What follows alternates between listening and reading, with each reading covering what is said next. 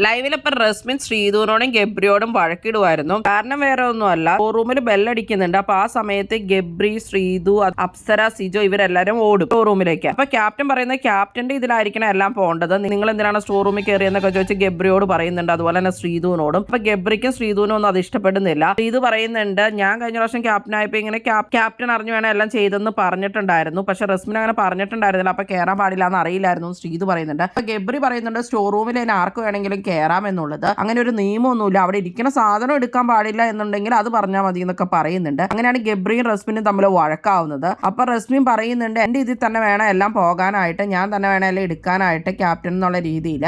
ഓരോ ക്യാപ്റ്റനും വരുമ്പോൾ ഇങ്ങനെ പ്രത്യേകം പറയേണ്ടതുണ്ടോ എന്നൊക്കെ ചോദിച്ചിട്ടാണ് റസ്മിൻ പിന്നെ അത് പ്രശ്നമാക്കുന്നത്. അപ്പൊ ഗബ്രി പറയുന്നത്, ഓരോ ക്യാപ്റ്റൻ വരുമ്പോൾ ഓരോരുത്തർക്ക് വേണ്ടത് എന്താന്ന് വെച്ചാൽ പറയണമെന്നും, ഞങ്ങൾക്ക് സ്റ്റോർ റൂമിലൊക്കെ കയറാൻ ഞങ്ങൾ ചുമ്മാ ഓടി കളിച്ചാന്നൊക്കെ പറഞ്ഞ് അവിടെ പറയുന്നുണ്ടായിരുന്നു.